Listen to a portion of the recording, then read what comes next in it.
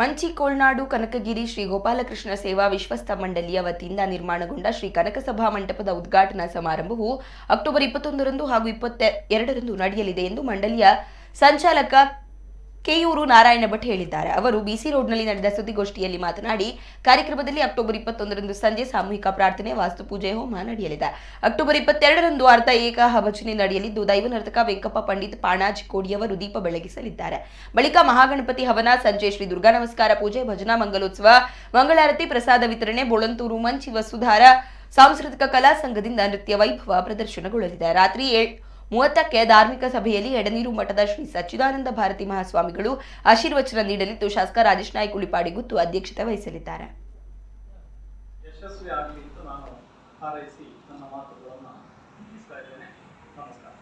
ಸಮಾಜದ ಸರ್ವಾಂಗೀಣ ಅಭಿವೃದ್ಧಿಗೋಸ್ಕರ, ಏಳಿಗೆಗೋಸ್ಕರ 1008 ತೆಂಗಿನ ಗಣಹೋಮ, ಹಾಗೆ ಸಹಸ್ರ ಚಂಡಿಕಾಯಾಗ ಮೊದಲಾದಂತಹ ವಿಶಿಷ್ಟವಾದ ಸಮಾಜಕ್ಕೆ ಶಕ್ತಿಯನ್ನು ತುಂಬುವಂಥ ಕಾರ್ಯಕ್ರಮಗಳು, ಶೈಕ್ಷಣಿಕವಾಗಿ ಬೇರೆ ಬೇರೆ ಶಿಬಿರಗಳು, ಸಂಸ್ಕೃತ ಶಿಬಿರಗಳು ಮತ್ತು ಭಗವದ್ಗೀತೆಯ ಬಗ್ಗೆ ಮಕ್ಕಳಿಗೆ ತಿಳಿ ಹೇಳುವಂತಹ ಅಭ್ಯಾಸ ಮಾಡುವಂತಹ ಶಿಬಿರಗಳು, ಇನ್ನು ಹಸಿರು ನಿರ್ಮಾಣದ ಬಗ್ಗೆ ಅರಣ್ಯೀಕರಣದ ಆ ಒಂದು ಕಾರ್ಯಕ್ರಮವನ್ನು ಇಟ್ಟುಕೊಂಡು ನಾವು ಸಸಿ ಹಂಚುವಿಕೆ ಮೊದಲಾದಂಥ ಕಾರ್ಯಕ್ರಮವನ್ನು ನಡೆಸಿದ್ದೇವೆ.